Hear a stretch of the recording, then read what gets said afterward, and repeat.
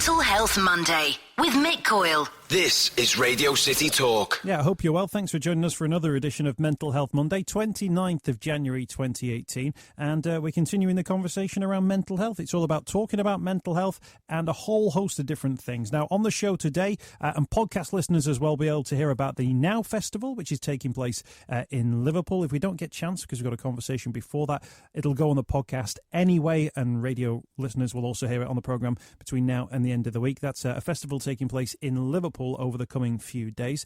In the meantime, our special guest on the programme this week is Steph Heneghan, who actually joined us for the Mental Health Marathon. Steph, thank you for your time. Thanks for coming back. No worries. I'm glad to come back. Now, me and you have known each other for a number of years now. Yes. And we've often talked about a whole host of different things that are in the news, music. We've even talked football as well. We have, yes. But as part of the Mental Health Marathon, that was the first time that you and I have been having a serious conversation about mental health, but also your own mental health. Yeah, so I think when I've come on to, do the news review of the panel, we certainly have touched on it there, but it's the first time that I've talked so openly about it. So, yeah.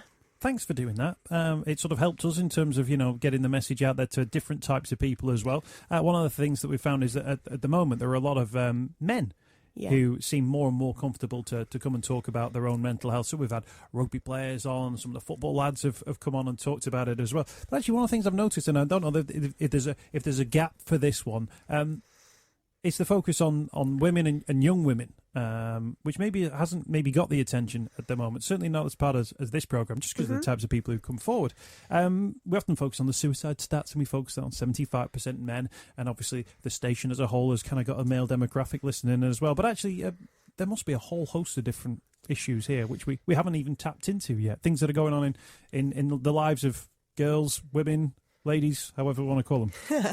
Yeah, and I think a lot of it becomes kind of internalised as this is just part of being a woman, which isn't helpful. Often you speak to women and it becomes clear quite quickly that they're not, they're having anxiety issues, they're having depression, or maybe it's something to do with, postnatal depression, that kind of thing. And I know I found myself that it's something where you kind of assume that this is just what it's like for women, and so it takes quite a lot for them to go, oh, actually, yeah, I think there is a problem here. But then it's difficult, isn't it? Because I think women, once they talk about it, will talk about it more and will, try and find a way to get through it and resolve it, whereas men are less likely to. So I would never want to. It's all about balance, isn't it? So I'd never want to say there should be a focus on women. Should be a focus on everyone's. I do think it's important men to, look at their own mental health, and try and find a way to deal with it. So yeah, it's interesting actually, because women have maybe different to men, have different things that go on in their lives, which maybe create a moment where they might decide that now's a good time to talk. So postnatal depression, you actually might have quite a lot of professional intervention at that point, opportunities to speak to people, leaflets and information. There's a couple of articles even today doing the rounds about women and the menopause as well. So straight away you might have potentially two life moments there, which might flag up as an issue. And then guys have that thing where they kind of rumble along sometimes in the background of those situations. And I don't know if that's anything to do with it. But I think as well, because those two things that you've mentioned are things that most women will experience, and I think there's a school of thought where it's like, well, everyone deals with this, so if you're not able to deal with it, does that make you a failure? And it doesn't, because it's with everything. Some people can deal with things in different ways, and they have strengths where others need a bit of help, or maybe it affects them in a different way. But it's very I've spoken to friends of mine who've had children, and afterwards there's very much they have a lot of help there, and it would be very easy for them to go, I am not coping, but instead they don't want to be seen as someone who can't deal with this, so they bottle it all up, which is the worst thing you can do. So it's normalising it. This is something that I'm really keen on, just normalising mental health. And I think that there's something that gets trusted out a lot, which I think is really true. Everyone has mental health, like everyone has it. And it's great that we're starting to examine it more, but there's a lot of work to be done. It was a really interesting thing. One of the things I noticed most doing the marathon show was that actually that idea of there being a stigma completely disappeared. Yeah. Like, it was actually the norm for that person to come on and talk about their mental health. Like, if they didn't do that, we wouldn't have had a programme. So actually, it was like the next guest came on and then they were looking at a particular angle. We were talking about mental health within the workplace. We were talking about mental health in sport and all kinds of different things. People like yourself. Jane Russell came on to talk about mental health during and after pregnancy. And actually, that was one of the things I noticed. Oh, there is actually no stigma within the walls of the studio. No. And then, I understand you got some reaction from appearing on as well? People were contacting you? Yeah, and it's lovely. You know, it's really nice to hear, because I did nothing special. I came on and I spoke for 10 minutes about something that had happened to me, and that's it.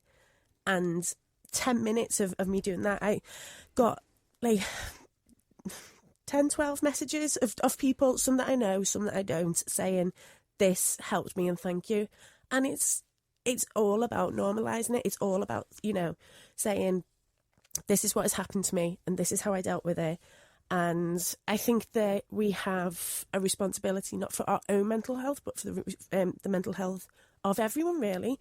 Like, you look out for other people. If you saw someone walking along and you'd be like, it looks like he's broken his arm, you wouldn't ignore it. Well, I hope you wouldn't ignore it. You'd be like, are you okay? Do you want some help? Do you want to find a hospital? If you can see someone is maybe struggling, don't ignore it. Like, you can just step in and say, do you want to talk about it? Are you okay? Maybe not even a direct question like that. Sometimes just talking to someone makes the world a difference. Yeah. Feeds into that other thing we were talking as part of the show, when we were saying that the old phrases from the war about keep calm and carry on, and all that kind of thing of when you're going through hell, keep going. Yeah. Well, it's actually, if you got from that day, what I've taken, turn around, go back. No, actually, one of the things I've decided from that one is actually I would never use that now. If you're going through hell, keep going. What I'd say is, if you're going through hell, turn around and say, hey, is anyone else going through hell here? Yeah. And then other people go, yeah, I am too. Oh, great. Okay, right. Well, let's do it together. Just in terms, and people can listen back to the entire 24 hours, by the way, if they want to. Are you comfortable just to sort of recap and talk through some of the issues that you face from a young age, from a mental health point of view? Yeah, sure. So, when I was a teenager, I had quite a serious problem with depression.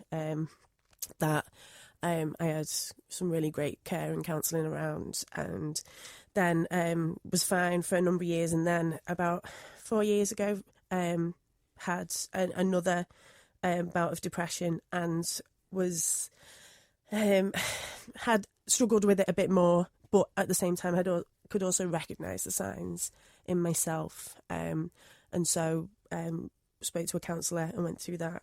And then I've over probably the past year or so, I noticed I was very anxious, lots of anxiety, not in a kind of nervous way, but in a, I can't deal with this situation, I need to get out this, like an overwhelming sense of constant panic, which I'm sure it sounds really fun. And so I went to the doctors for that and just said, this doesn't feel like something I need to talk about. It feels like something that it's my brain, like, not firing right or whatever. And so I'm on a low dose of antidepressants, which deals with that. And, I'm fine. Like, I have good days and bad days, but you always have good days and bad days. No one has constant good days. It's unrealistic. So you have to, bounce along. But it takes the edge off. And that's all I needed. Do you think there's a stigma around medication? I do. I speak to many people on this program, and they'll often say, and I don't think that they're saying it in a deliberately either ignorant way, or they're saying it for a particular reason, but they go, obviously I didn't want to go onto medication. Yeah. It's almost like a throwaway thing, like, well, I wanted to speak to the doctor, but obviously I didn't want to get a regular course of treatment, and then that might be a reason or a motive for them moving on to sporting activities or arts or things like that. But for you were thinking, the thing I need is the medication. I've done a lot of therapy. I've done a lot of counselling. I understand myself really well now, and that's took a long time to get to that point.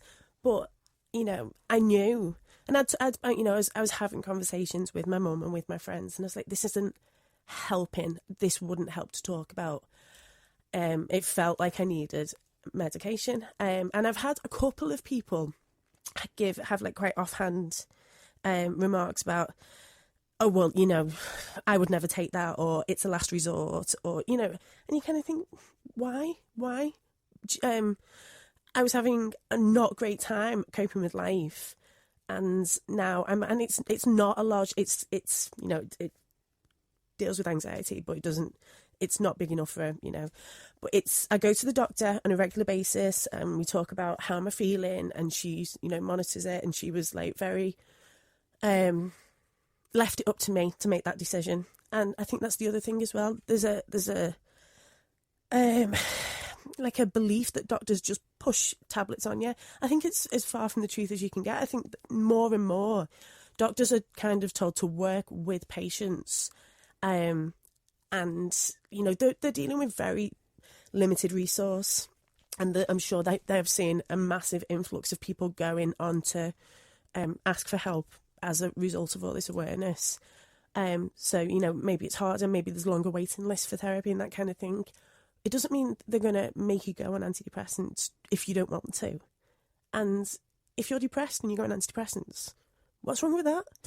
I mean, so we always make the comparison with physical health. Yeah. Is it the same as if you had like ongoing back trouble, then you would take an ibuprofen at the start of the day? Yeah, it's, you know, it's about recognising what you need to do to get through life.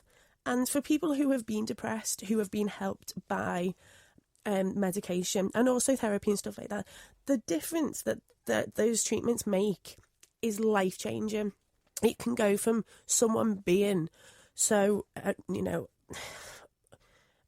so depressed that they can't think of a way of carrying on, to living a normal life. I see no problem with that. Is that one of the fears then that people have, that they think that by taking this, that somehow they're becoming someone else, or like their brain is changing, so it's not really them anymore, because they're them, they're them that really exists is the depressed them, or the one who has problems, and then this is, you know, this is a different person. I mean, I think a lot of it is down to how good your doctor is as well. You know, the doctor I go to is great and very responsible, and so, you know, I have a repeat prescription, but I have to go back at regular intervals, and I have to have that chat, and that's what it should be like, because you can't, you know, it's not a forever course for most people. You're not going to stay in it forever. It's just while you get put yourself back together. But at the same time, you know, if you're on it and you haven't had anything reviewed for 3 years, you're probably going to react to it differently anyway. So there's a responsibility there for doctors. But absolutely do not think medication is a last resort. It's just a resort. It's a possibility of many options. And I think there's a definite stigma around it, which, I mean, there's a stigma around a lot of it. I think a lot of people talk about mental illness, but don't actually follow up on what they're saying. So there's a lot of shift change to happen. Steph Heneghan is with us on Mental Health Monday. It strikes me, Steph, that you are somebody now who appears to be, forgive me, I forgot this completely wrong, very much aware of your mental health. Yes. You are seeing it as a thing which you need to be aware of at all times. And I wonder whether or not, you know, are you living in, you know, an enlightened life, do you think now, or are you just taking it seriously? I think you just learn from you learn from life, don't you? And so, because I've had instances of particularly bad periods of mental illness, and I'm keen for that not to happen again, that I am aware of it. And yeah, it's about developing those tools of, I think we said this when I came in last time, where recognising symptoms in yourself, and being able to have the courage to go and speak to someone about it instead of keeping it to yourself, because it's a hard thing to do. It is a hard thing to do. And I think people who admit that they're struggling in any respect, that's a really brave thing for someone to do.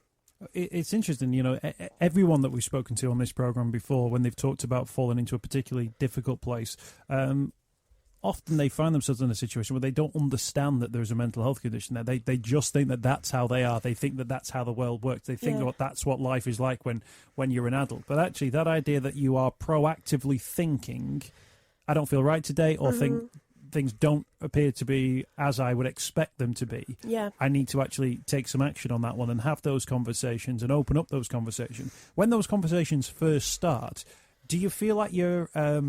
did it feel like you were saying, right, Doc, I'm going to have to talk to you about this, and it's a mental thing and it's not a physical thing? Or was it just a normal conversation from the very off? With the doctor, I just went in and burst into tears. So I think it was fairly obvious that there was something wrong.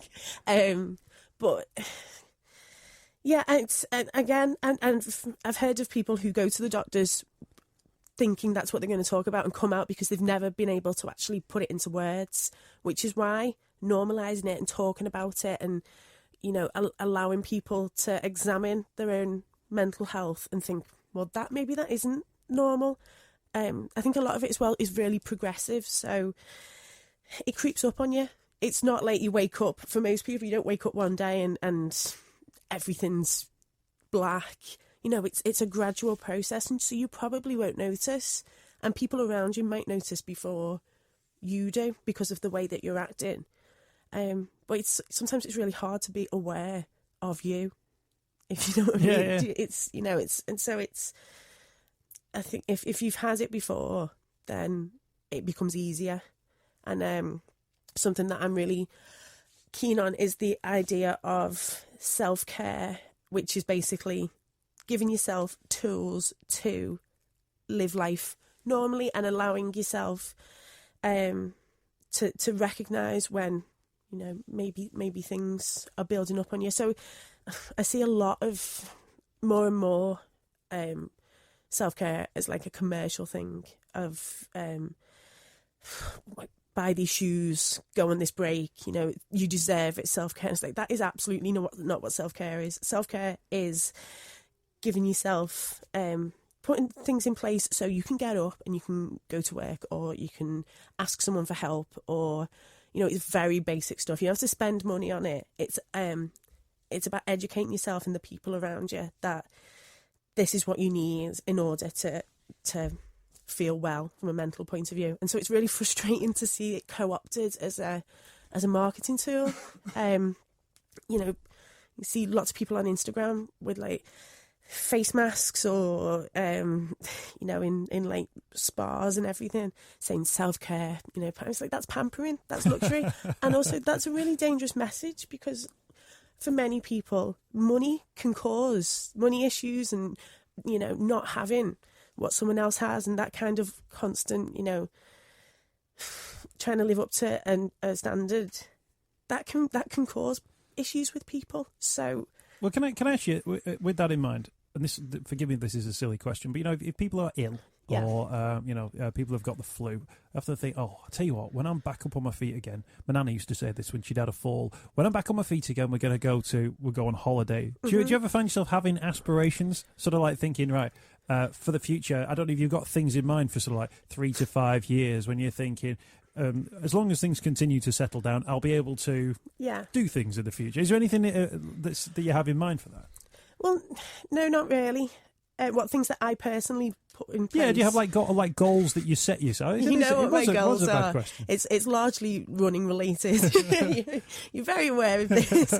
Yeah, and that's completely part of my mental health, is running. Like, I never used to run at all. I thought the idea of running outside was ridiculous, like, and, you know, would never do it. And now, you know, I run marathons, I run half marathons, I run for my mental health, and it works for me. It doesn't work for everyone. Like, other people have other ways of managing it, but I can feel like I go a little bit stir crazy if I can't get out for a run, and it can cure me. And like, that's my thing that I use.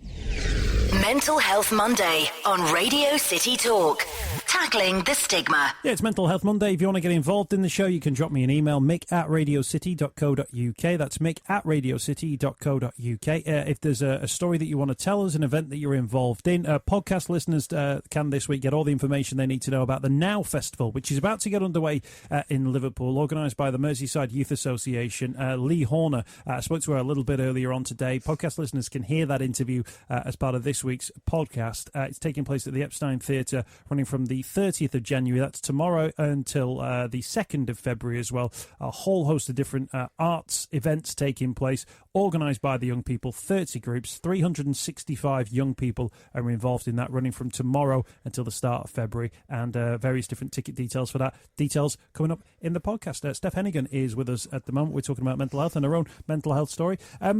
Steph, what do you think about now when you're running? When you're out and about running, you say it's like a cure for you, or it can be at times. Is there a moment the cure kicks in? Is there a moment where you go, that's it, that's what I was looking for? It's a very odd thing to describe. I'm also a lot more organised when I'm running, because I like to run quite long distances, and I use that time to make lists, plan out what I'm going to have for me tea for like the rest of the week, or clothes, or it's a very good, if I'm having a time where I can't think straight, I'll go for a run, and after a while it just all kind of clears in my head, and I come back and I know what I'm having for me lunch every day. I can't remember who it was who said to me it was like defragmenting a computer. They're all in there, but they're all in a funny order, and they all kind of need resetting. Yeah, just like a Rubik's Cube. But it works by running. You run a lot now, don't you? I do, and also you run. I mean, you say like you plan your day. You could plan your year by some of the trips that you head out on. Do you just set off and then go? Do you know the journey? Yeah. I know the journey, and I'm quite happy to repeat journeys and just add bits on. So because I always like having a bit of familiarity around it, but then depending on how I'm feeling that day, I can go a bit further. But yeah, always. And I enjoy that side of it as well. I enjoy the preparation that goes into it, planning out. I think, right, I want to do 11 miles. And then see where that takes in, and has that got hills? Do I need to do more of this? Do I need to do more of that? I like all of that. It's something I find weirdly soothing. And while you're doing it, are you enjoying it? Yeah. You are, right. It's very rare. This is one of the things I have a bad run. This is the things I'm doing wrong with running. I hate it right from the start. Yeah, I think it's when I first started running, I absolutely hated it. That's where I am right now. Yeah, I hated it. And the first time I went out and I ran 5K, and it took me absolutely ages, and I just got back in the car and burst into tears. And I can't remember why I went back for that second run, but I did, and I kept going back. And then it's part of like my life now. So 3 miles, your 5K is about 3 miles, isn't it? Which is, for your first run, you did 3 miles. Yeah, I'm not really good at taking things slow. It just sounded like a manageable number, but I didn't really know what distance that was. I'd never run it before. I'd only ever been on the treadmill, and now going on a treadmill is it's not the same. I like being outside. It's nice to feel your body moving somewhere instead of something else doing all the work for you. Ronnie O'Sullivan, I read an article that he wrote about going running, and about how he used to, I think he started on the treadmills, then he started running outside, then he started running outside with music. Yeah. And he said just one day he was running along and he just threw his iPod into a bush and said, right, I don't need it anymore. And I thought, that's quite interesting. Complete waste of an iPod, by the way. Like you'd look in the bush and go, there's an iPod here. That, yeah. Which struck me as a strange decision. But there was something about he just wanted to be in his own thoughts as he was on his own. I have music on the outside. But I like music to kind of, tune up. But it's more about, I'm still in my own head. You never, and I think a thing that people get wrong is that you never think about the run you're doing when you're on that run. Like whenever I'm running, I'm never thinking about the run that I'm doing at that moment in time. I'll think about, where I am in like half an hour, or if I'm training for something, I do that visualization thing of like running like through Berlin. When I did Berlin Marathon, it was like running towards the Brandenburg Gate, and I like so many times just pelting down the dock roads, but in my head I'm running through the Brandenburg Gate, and it's that's it's just the fun part of it. Never think about what you're doing fun, when it's right? running. This is where I'm definitely going. Fun. These are whole things I've never associated with it. That's really interesting actually, because I was going to ask you about when you do running for yourself and running for your own both physical and mental health. Yeah. But then you transpose that into now here's an organised event where you must show up at this time and wear the correct, transponder or the correct, numbers or whatever it is that you... Transponders, I don't know what transponder Isn't that the is. thing that clicks you in over the line and clicks you to get you the right time? No, I don't know. Like the thing you put in your lace? Yeah, Okay. that thing. Is that not a transponder? I have no idea. But is there not a thing there where you go, well, I normally do this for me and I plan my own route and I go out when I'm ready and I come back when I'm ready, but now I'm going into like an organised event. Does it change for you there It at can all? be nice to have a bit of structure to it. So I always have a loose thing of I'll try and do 2 or 3 small runs in the week before work and then a longer run as a treat of the weekend. But it's nice to, especially half marathons. I like half marathons a lot because they fit in quite easily to your life and you can scale up to that quite quickly. A marathon takes over your whole life, and by the end of it, it does get faintly terrifying. I enjoy the training a lot more than like the couple of days before it, where it is quite stressful. But then you do it and you think, if I look back and think, if I'm having a bad day and I think, I can't handle this, and I go, but you've run 2 marathons late and you handled that, and if you'd have told yourself 5 years ago you'd have done that, you wouldn't have believed it, so you'll be fine with this. So it's a nice little pep talk. A lot goes on in this head, Mick. No, absolutely. Well, I want to ask you about that because, of course, so that's when you're doing the major marathons, and you now use that as I can look back and think, well, I've done marathons, so I must be doing it okay. But when does the payoff come on a run that you might do on a Tuesday morning, or you might do on a Sunday afternoon? Is the payoff afterwards? Is there a moment where you get to sort of lie back in? Is it when you jump in the bath or the shower afterwards and kind of just go, right? It's hard to describe. I just love going for a run. It's just, and it took a while to get there, and now because it's so much part of my life, it's not a chore for me.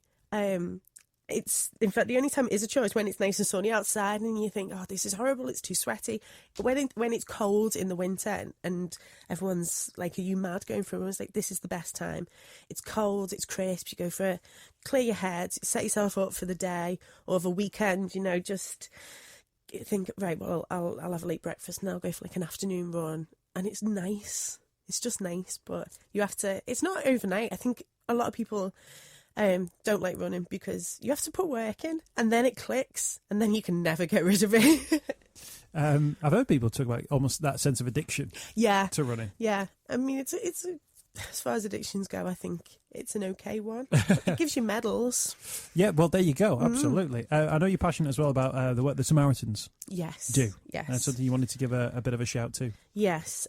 So earlier when I was talking about kind of self-care and having responsibility not only for yourself but for other people's mental health, another thing that came out of my experiences is that I started working with the Samaritans, been volunteering with them now for a couple of years, and that was something that it's something I'd kind of wanted to do for a while. I'd never actually rung the Samaritans, but I knew how powerful it could be to talk to someone, especially those people that are outside your friends and family.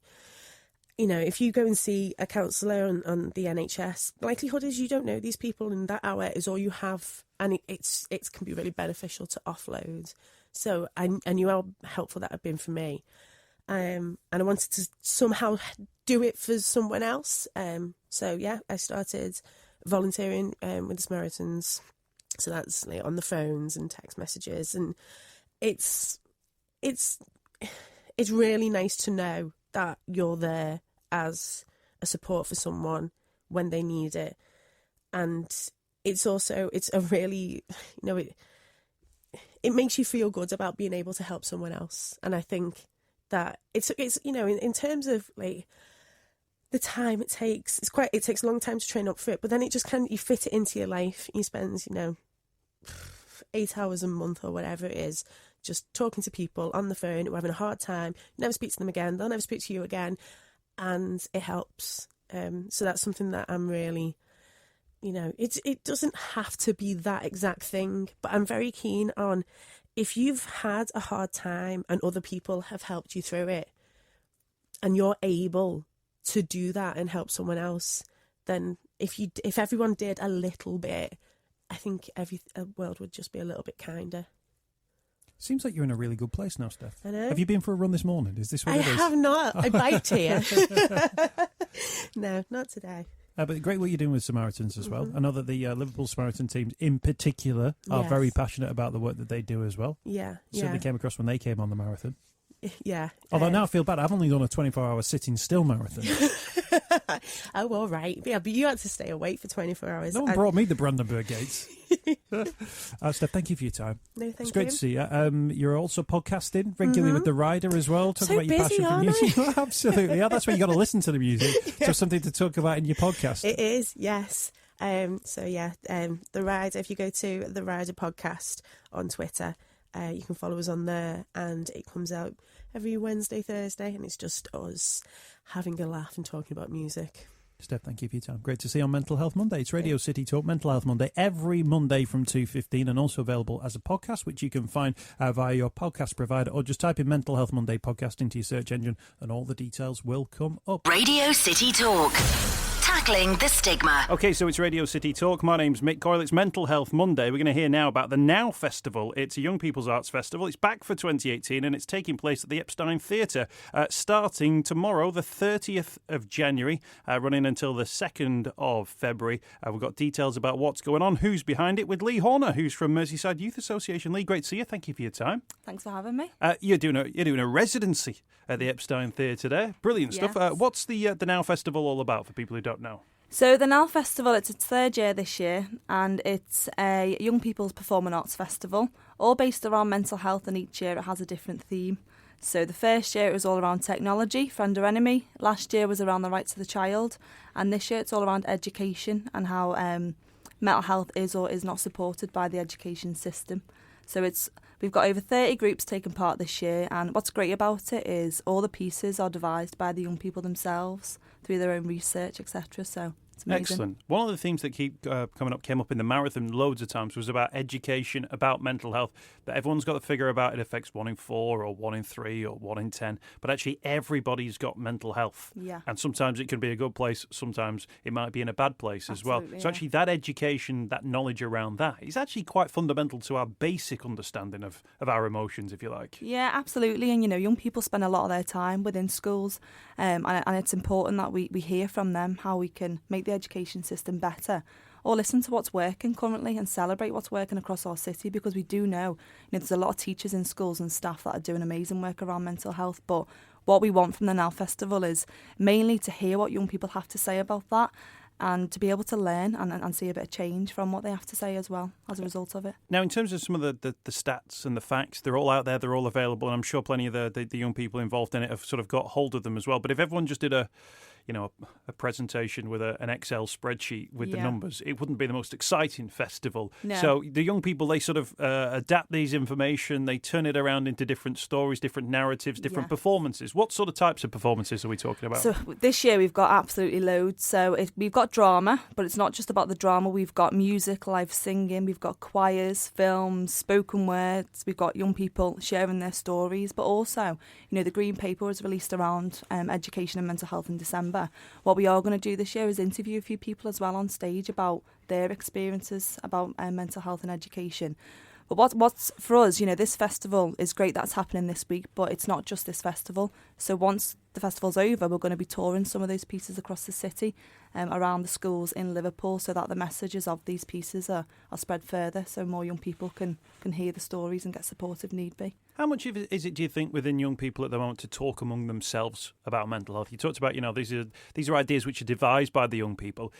obviously, when you got sensitive matter like this, which can have a devastating impact on people's lives if they get the wrong messages, do you have to have sort of like a supervisory role over the top to make sure that the right messages are there, or that the kids are fully understanding what it is that they're talking about? Yeah, so with each of the pieces, we go out and visit every single school or youth group just to make sure we can correct any misconceptions, because obviously the worry is that we could add to the stigma if those messages aren't correct. So we have gone out to every single school or youth group to see their pieces, and I have to say, they're unbelievable. Some of the things that these young people are covering are some things that you don't hear people talking about. What's really interesting, and I know it's just been Young Carers Week, is some of the groups are focusing quite a lot on young carers, right. Which to us says, maybe this is more of a thing that needs highlighting than it is at the moment. And obviously Bernardo's in Liverpool do a lot of great work around that. But the pieces they're just amazing. And as I say, the fact that they've come from the young people, they're doing their own research, and actually, for a lot of these young people, this is the first time they've ever explored anything around mental health. And what the Now Festival allows them to do is to explore that in a really fun and creative way, hoping that, those conversations will continue to take place. So people talk about taboo and they talk about stigma when it comes to mental health. What's your experience with that, or what's your take on sort of what young people across this region think about mental health, or think about how they think about mental health? Well, we do a lot of work in schools, and we run a peer mentoring programme as well, particularly focusing on mental health. There is still a lot of stigma out there, not just with young people, with professionals as well. But what I'm finding personally is that young people are a lot more open to talking about mental health when it's in a safe and fun environment to do so. I've seen going into school young people challenging other young people as well.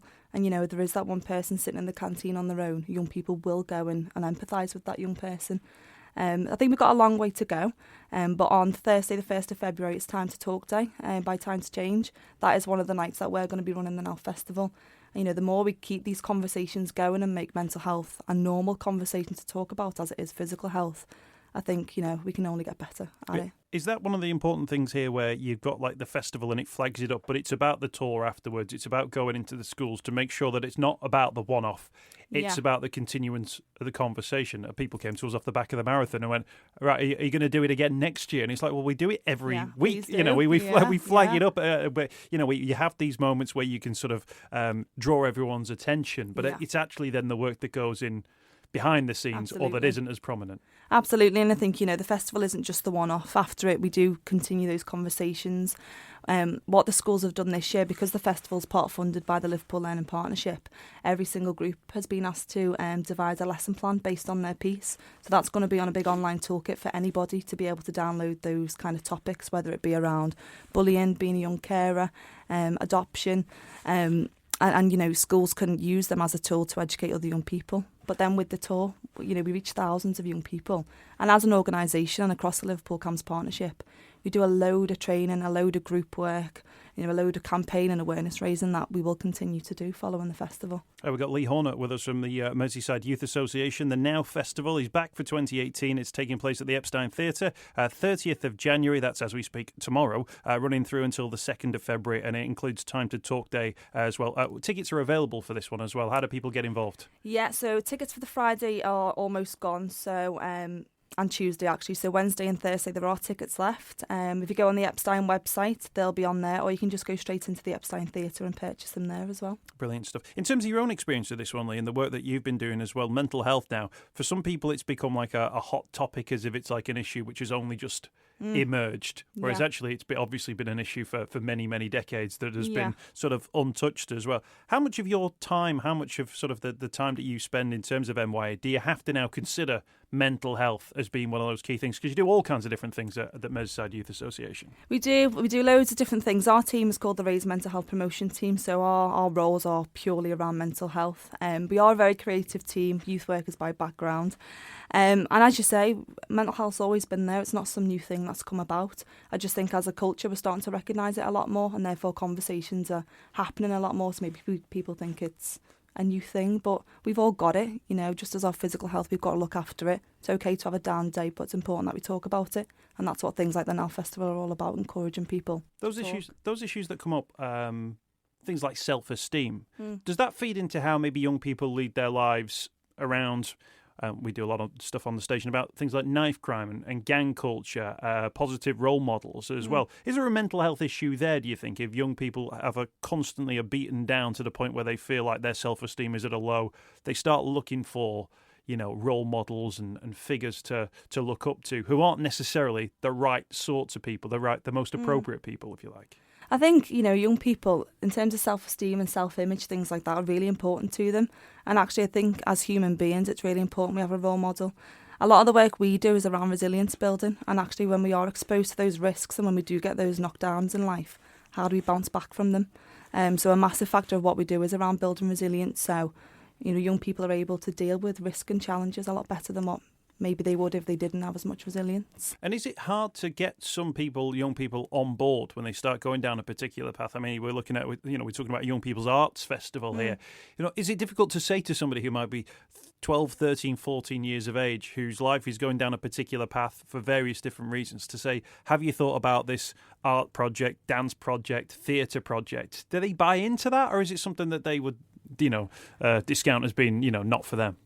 I think with young people, if they are going down that wrong path, it's about listening to them first and understanding why they feel that path is the right path for them at that time, because they might not necessarily realise that they're on that wrong path. So I think having somebody to look up to who's going to listen to them and not judge them, first of all, is the most important thing.